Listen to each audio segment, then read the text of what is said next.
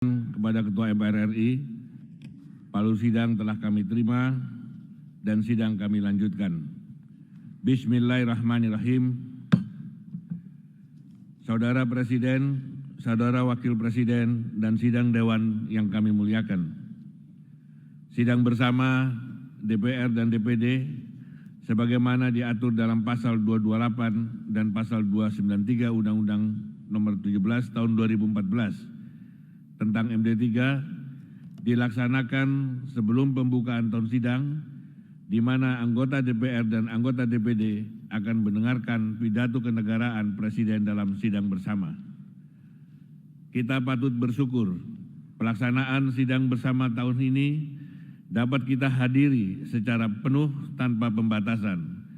Oleh karena itu, kita perlu memberikan apresiasi yang tinggi atas kinerja pemerintah dalam menangani pandemi COVID-19 sehingga pada tanggal 21 Juni 2023 yang lalu, Presiden secara resmi telah menyatakan pencabutan status pandemi COVID-19. Selanjutnya, mewakili anggota DPR dan anggota DPD, kami mengucapkan Dirgahayu Republik Indonesia yang ke-78.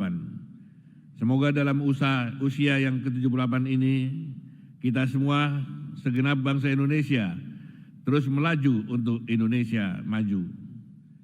Saudara Presiden, Saudara Wakil Presiden, dan sidang Dewan yang kami muliakan. Pada kesempatan yang berbahagia ini, perkenankan kami menampilkan putra dan putri terbaik kita.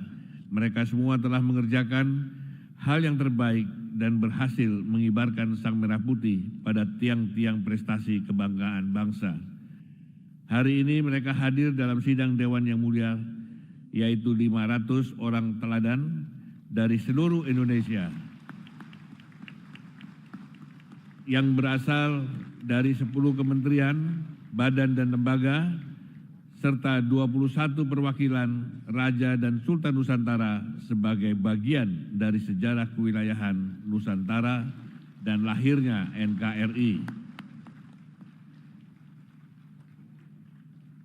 500 teladan tersebut terdiri dari 48 teladan dari Kementerian Lingkungan Hidup dan Kehutanan, 180 teladan dari Kementerian Dalam Negeri, 144 teladan dari Kementerian Kesehatan, 6 teladan dari Kementerian Pariwisata dan Ekonomi Kreatif, 60 teladan dari PKKBN, 12 teladan dari Kementerian Desa, Pembangunan Daerah Tertinggal dan Transmigrasi, 8 teladan dari Badan Perlindungan Pekerja Migran Indonesia, 6 teladan Parlemen Remaja dari Dewan Perwakilan Rakyat Republik Indonesia, 10 teladan dari Kementerian Energi dan Sumber Daya Mineral, serta 20 teladan dari Kementerian Pertanian.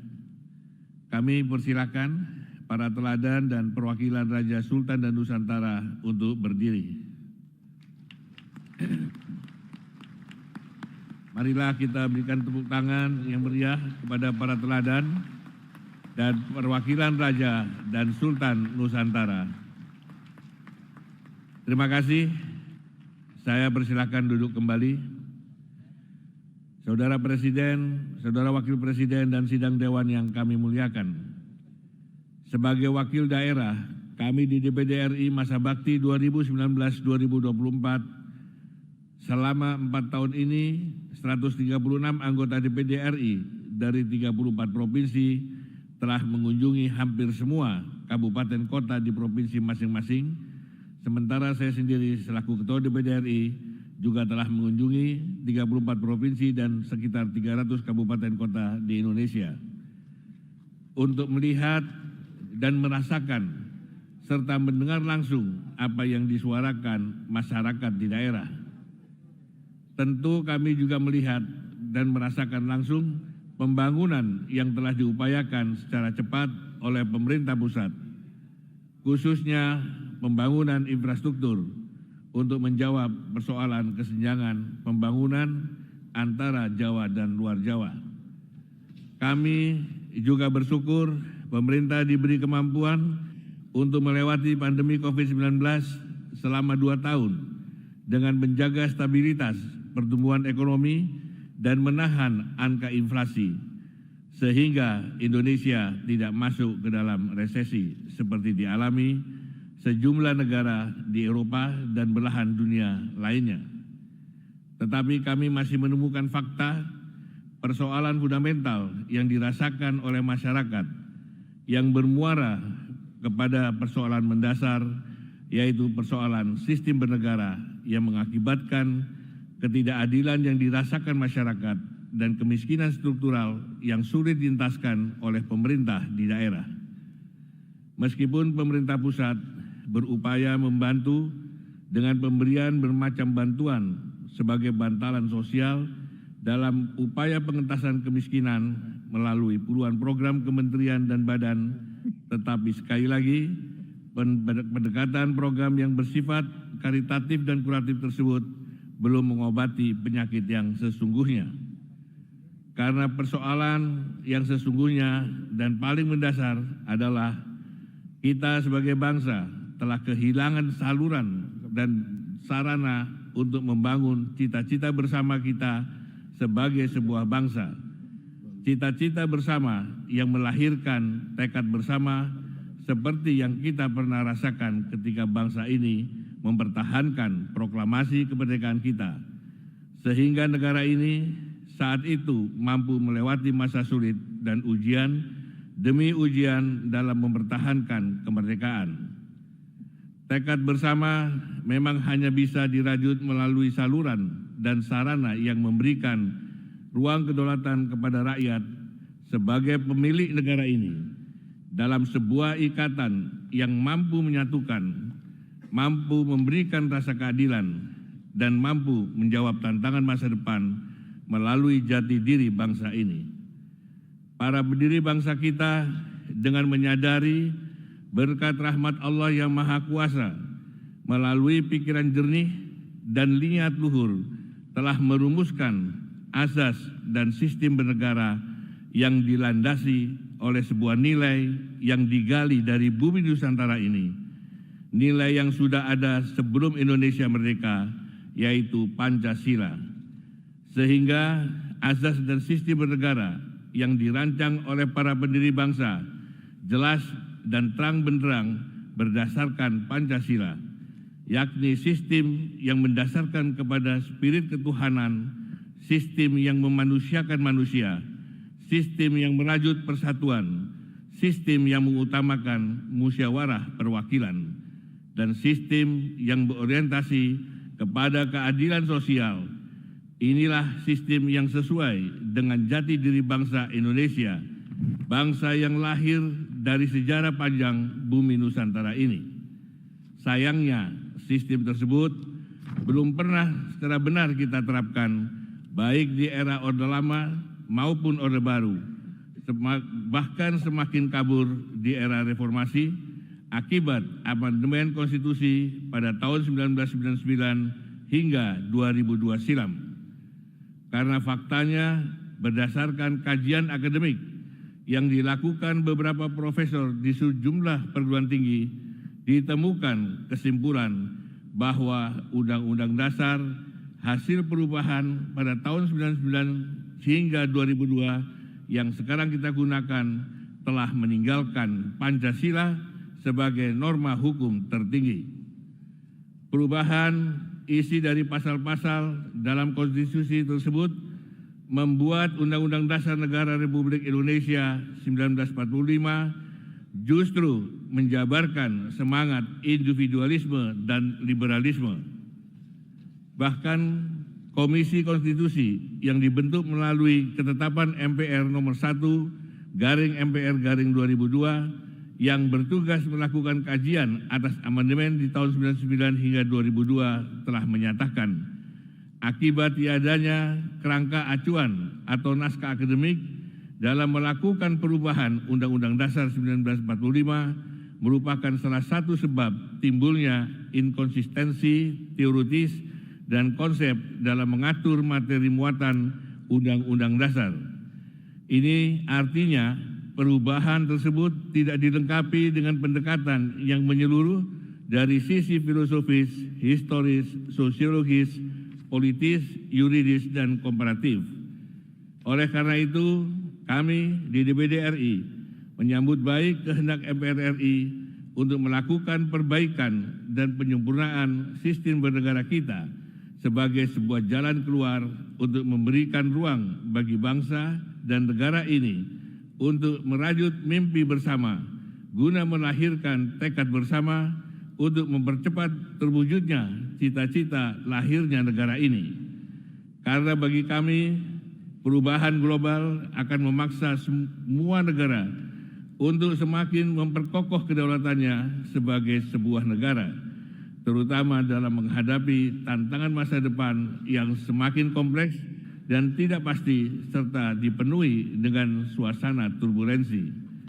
Dan untuk memperkokoh kedaulatan sebuah negara memerlukan tekad bersama, membutuhkan kerjasama, semangat kejuangan, dan sumbangsih positif serta keterlibatan semua elemen bangsa tanpa kecuali dan tanpa syarat. Untuk itu diperlukan sistem ketatanegaraan dan sistem bernegara yang lebih sempurna, yang mampu memberi jawaban atas tantangan dan ancaman masa depan.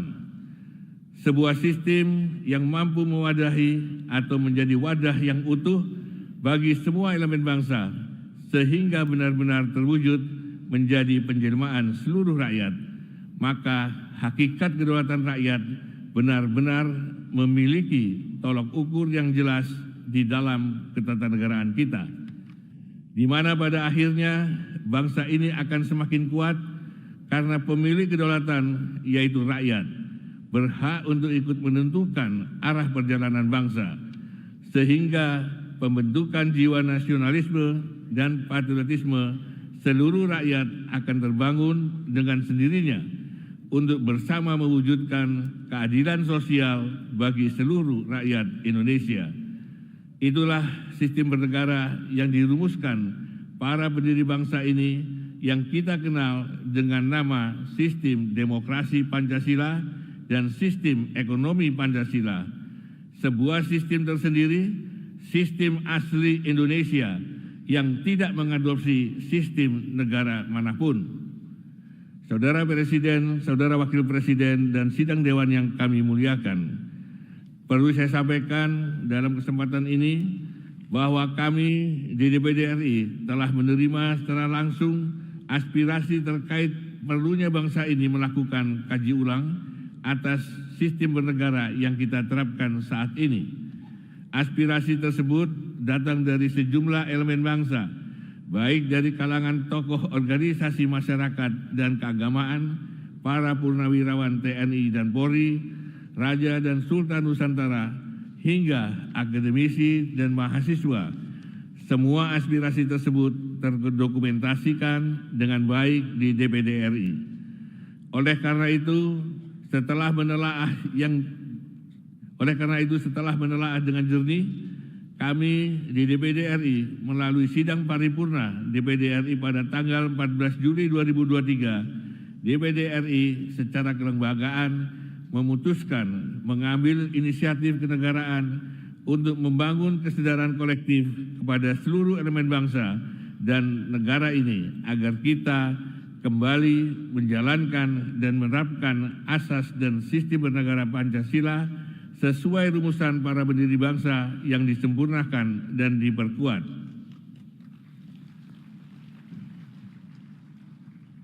Penyempurnaan dan penguatan perlu dilakukan untuk menjawab adanya anggapan bahwa sistem rumusan para pendiri bangsa kita identik dengan sistem era Orde Baru. Padahal faktanya sistem tersebut belum pernah kita terapkan secara benar, baik di era Orde Lama maupun Orde Baru. Sehingga penyempurnaan dan penguatan tersebut perlu dilakukan sebagai sebuah ikhtiar untuk mencegah terulangnya praktek yang tidak sempurna di masa lalu. Berikut saya bacakan petikan keputusan sidang paripurna DPD RI tanggal 14 Juli 2023 terkait hal tersebut secara utuh sebagai berikut.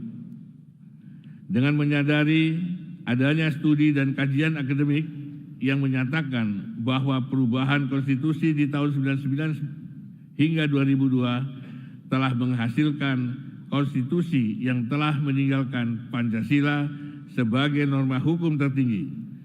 Untuk itu, sebagai kewajiban kewarganegaraan dan kewajiban kekenegaraan untuk senantiasa menjunjung tinggi nilai-nilai Pancasila, maka DPD RI berpandangan untuk mengembalikan Pancasila sebagai norma hukum tertinggi konstitusi Negara Kesatuan Republik Indonesia. Dengan kembali kepada sistem bernegara sesuai rumusan pendiri bangsa seperti termaktub di dalam Undang-Undang Dasar 1945 tanggal 18 Agustus 1945 yang kemudian harus dilakukan penyempurnaan dan penguatan melalui teknik adendum konstitusi, di mana materi adendum dimaksud akan disiapkan secara lebih mendalam sehingga menjadi proposal kenegaraan DPD RI sebagai kedaulatan rakyat yang hakiki dan percepatan terwujudnya cita-cita dan tujuan lahirnya NKRI. Demikian bunyi keputusan tersebut, di mana DPD RI secara khusus akan menawarkan proposal kenegaraan dengan naskah akademik, penyempurnaan dan penguatan sistem tersebut yang meliputi 5 hal pokok yang secara garis besar adalah: pertama, mengembalikan MPR sebagai lembaga tertinggi negara, sebagai sebuah sistem demokrasi yang berkecukupan, yang menampung semua elemen bangsa, yang menjadi penjelmaan rakyat sebagai pemilik dan pelaksanaan kedaulatan. Kedua, membuka peluang adanya anggota DPR RI yang berasal dari peserta pemilu unsur perseorangan atau non-partisan. Selain dari anggota partai politik, sebagai bagian dari upaya untuk memastikan bahwa proses pembentukan undang-undang dilakukan DPR bersama Presiden tidak didominasi oleh keterwakilan kelompok partai politik saja, tetapi juga secara utuh dibahas oleh keterwakilan masyarakat non-partai. Ketiga, memastikan utusan daerah dan utusan golongan diisi melalui mekanisme pengisian dari bawah, bukan penunjukan oleh Presiden yang terjadi pada era Orde Baru. Dengan komposisi utusan daerah yang mengacu kepada kesejarahan wilayah yang berbasis kepada negara-negara lama dan bangsa-bangsa lama yang ada di Nusantara, yaitu para raja dan sultan Nusantara, serta suku dan penduduk asli Nusantara.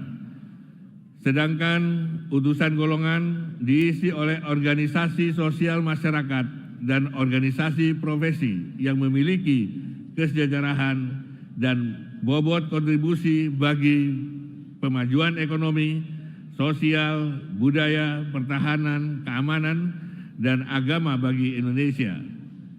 Keempat, memberikan kewenangan kepada utusan daerah dan utusan golongan untuk memberikan pendapat terhadap materi rancangan undang-undang yang dibentuk oleh DPR bersama Presiden sebagai bagian dari keterlibatan publik yang utuh.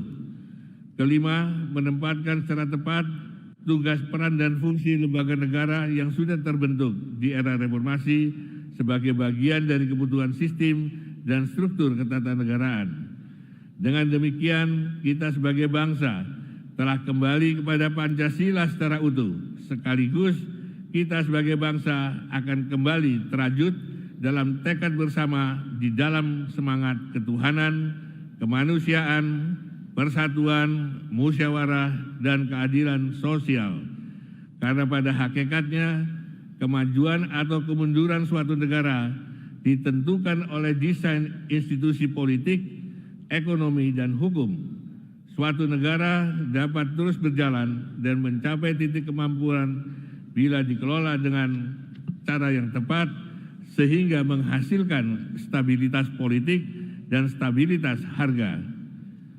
Indonesia sebagai negara kepulauan dengan keunggulan komparatif yang telah diberikan oleh Tuhan Yang Maha Kuasa sudah seharusnya menjadi negara yang mampu mewujudkan negara Indonesia yang merdeka, bersatu, berdaulat, adil, dan makmur, sehingga mampu melahirkan pemerintah negara Indonesia yang melindungi segenap bangsa Indonesia dan seluruh tumpah darah Indonesia, dan untuk memajukan kesejahteraan umum, mencerdaskan kehidupan bangsa, dan ikut melaksanakan ketertiban dunia yang berdasarkan kemerdekaan, perdamaian abadi, dan keadilan sosial. Mari kita hentikan kontestasi politik yang semata-mata ingin sukses meraih kekuasaan dengan cara liberal, karena telah menjadikan kehidupan bangsa kita kehilangan kehormatan, etika, rasa, dan jiwa nasionalisme serta patriotisme. Pemilihan presiden secara langsung yang kita adopsi begitu saja telah terbukti melahirkan politik kosmetik yang mahal dan merusak kohesi bangsa, karena batu uji yang kita jalankan dalam mencari pemimpin nasional adalah popularitas yang bisa difabrikasi. Begitu pula dengan elektabilitas yang bisa digiring melalui angka-angka, lalu disebarkan oleh para buzzer di media sosial dengan narasi-narasi saling hujat atau puja-puji buta, dan pada akhirnya rakyat pemilih disodori oleh realita yang dibentuk sedemikian rupa. Indonesia punya pekerjaan yang lebih besar, lebih penting, dan lebih mendesak daripada kita disibukkan oleh hiruk pikuk dan biaya mahal demokrasi ala barat. Indonesia harus menyiapkan diri menyongsong Indonesia emas dalam menghadapi ledakan demografi penduduk usia produktif. Presiden harus mendapat dukungan penuh dari semua elemen bangsa, sehingga percepatan terwujudnya cita-cita negara ini menjadi tekad bersama, seperti yang pernah kita buktikan dalam mempertahankan kemerdekaan bangsa. Karena itu, semoga momentum peringatan kemerdekaan Indonesia kali ini dapat membangun kesadaran kolektif bangsa Indonesia untuk kembali kepada Pancasila sebagai falsafah hidup bangsa secara utuh.